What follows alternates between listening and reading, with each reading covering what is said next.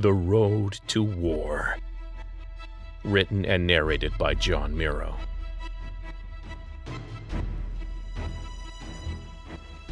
Get more at servingworlds.com. 23. In fold, aboard Cloak Tender 5.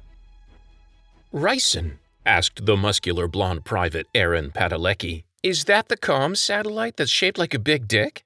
A rail-thin corporal smacked his palm against the back of her head. "Jesus, Private."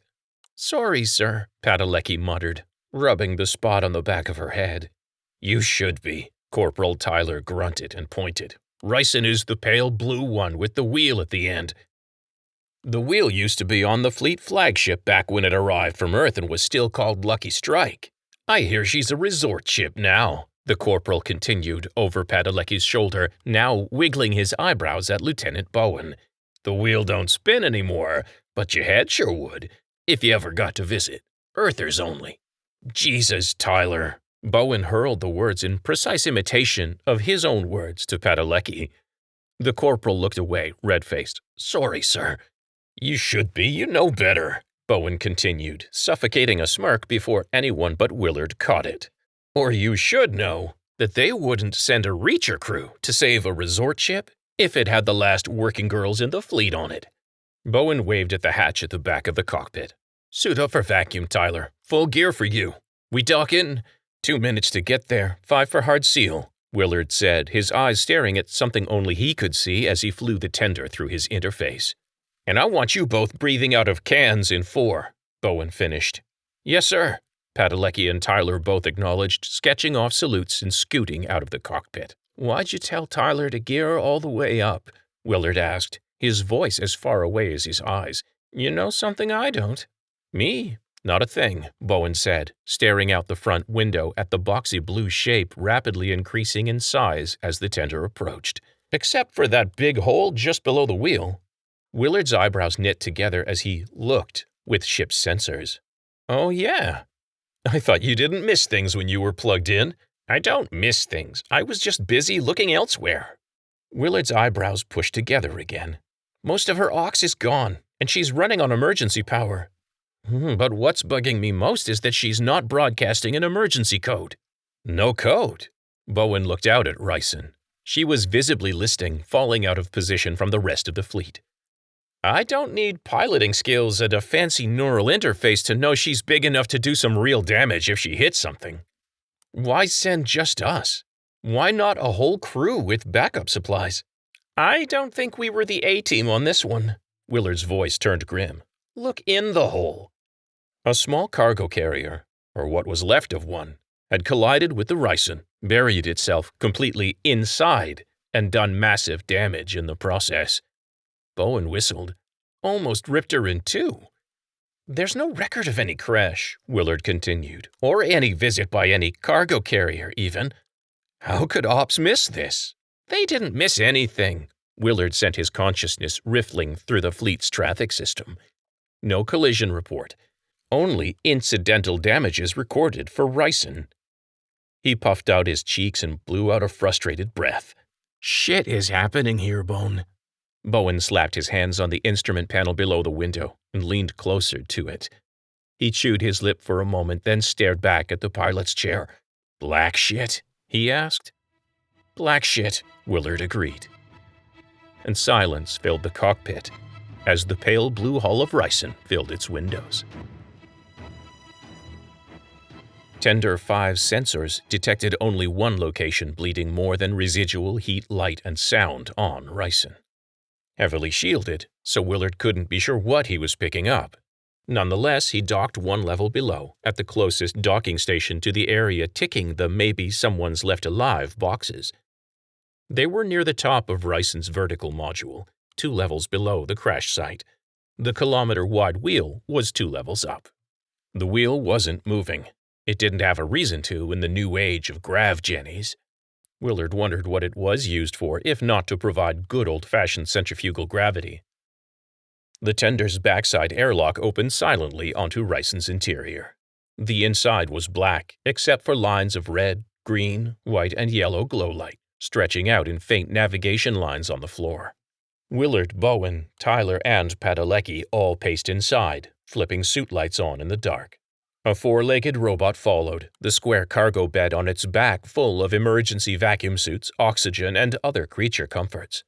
"No power, no comms, no heat," Bowen muttered, jumping lightly on the spot. "So how's there still an up and down?" Willard turned to look at the airlock assembly behind them. Two cargo-sized airlocks were set 15 meters apart on the outer wall. He tapped the console for the airlock leading back to the tender. Nothing happened. He squirted a message through his ship's radio, and the airlock cycled closed under power provided by the tender. "The grav jennies still work?" Willard wasn't complaining. He hated zero-G, but it was definitely odd. "Main reactor's cold. Emergency shutdown means it won't be spinning up again anytime soon. Takes a lot of power to fake gravity. This place gives me the creeps," Bowen added privately, then roared on the open line. "Corporal Tyler, haul ass outside and bubble us up." "Yes, sir." Tyler bounded to a man-sized emergency airlock set in the floor. The ground shook with his steps. The rest of the group were wearing armored spacesuits, but Tyler was wrapped in a 10-foot-tall mechanized suit. The usual arm-mounted weaponry had been swapped out for 4 bulky canisters on each limb. Blue incandescent light shone from ports on each of the canisters. Primitive versions of the wielder kit Willard had admired on the repair techs he'd flown to Harrison, when there was a Harrison. "And don't blow your whole load, Corporal." Bowen's taunt jerked Willard out of his black mood before it could congeal. "Always leave a little in the clip." Willard's nose wrinkled. He closed his eyes and summoned a private channel to Bowen's suit. "Jesus, Bowen, phallic much?" There was a click in Willard's helmet, then Bowen's private reply. "You went through the same boot camp bullshit I did to qualify for Alliance service. You hear the newbies talk." Bowen's head dipped in Tyler's direction. "Tyler's a soldier through and through. Only enjoys his orders when they're dipped in cheese." Bowen clicked back to the team channel. "Padalecki." Private Padalecki turned and stiffened to attention. "Yes, sir." "Lieutenant Zhu and I will recon the shielded area bleeding onto the tender sensors. You accompany Corporal Tyler. Keep a visual on each other. Soon as the hull's sealed, be good enough to join us." "Yes, sir," Padalecki acknowledged and jogged across to the manned airlock. Tyler was already inside, making hurry-up gestures with his suit's massive hands. The lighting inside Bowen's helmet made his smile look a little crazy. "See?" he continued to Willard on their private channel. Willard didn't respond. He knew Bowen was hamming it up for him, probably to keep his mind off of the Harrison. Willard also had to admit he was just as conflicted by the Marine lifestyle. Working alongside Earthers was a hard sell for anyone who'd fought for Reach during the Civil War. A war that just stopped overnight, on the day the last convoy winked into existence. "Yeah, no, conflicted wasn't a strong enough word." He rolled his eyes. "Snap out of it, Will." Along with the words, he heard Elena's voice. Yeah, his wife was always bringing him down or up a notch, as she deemed necessary. That put half a grin back on his face. Deciding laughter might be the best medicine after all, he flipped Bowen's own words against him. "Ours is not to reason why. Ours but to do," and Bowen lashed out and punched Willard hard in the shoulder. "Don't you start," he laughed. Willard rubbed his shoulder and glared through his face mask at Bowen. "Keep that shit up and you walk home." Bowen just laughed again. Willard conjured up the map of Ryson and cursed silently. Paired with the processors in a ship or an advanced mech, his neural implant could extend his consciousness into a sandbox, a shared reality created between the computer in his implant and his brain. In a sandbox, Willard could gin up hyper-realistic projections virtually indistinguishable from reality. And he could process dozens, even hundreds of data streams faster than he could think about blinking. The best he could do with the idiot processors in his spacesuit was spray a wireframe diagram of Ryson onto the standard retinal projected heads-up display in his helmet. He blinked and finger-tapped contacts in his gloves to examine the layout of the craft. Compartments wrapped around a central spindle which contained power and life support systems, plumbing, a mass of secondary systems, and 3 separate elevator assemblies. A pressurized corridor connected an inner ring with an outer ring of compartments. Willard's map included data T5 sensors had collected on approach. Unlike the map from Ops, it showed the crash site 2 floors down. Ryson's hull had been torn wide open by the cargo hauler's impact, and her insides jutted out like some kind of creepy spaceship anatomy lesson. Mildly curious as to what would happen, he squirted the updated information on Ryson's status out to the tender, which transmitted it to whichever of many tiny drone satellites floated closest, dotting the vacuum between the ships of the fleet.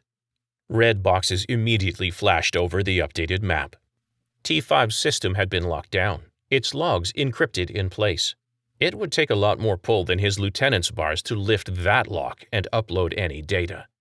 The only copy available was stuffed in Willard's head, and he was pretty sure that any network node he tried to offload it onto would only get a corrupt copy. Someone really didn't want to advertise what was happening on Ryson. "I hate Black Ops shit," Willard moaned again, severing his connection with the tender and catching up with Bowen.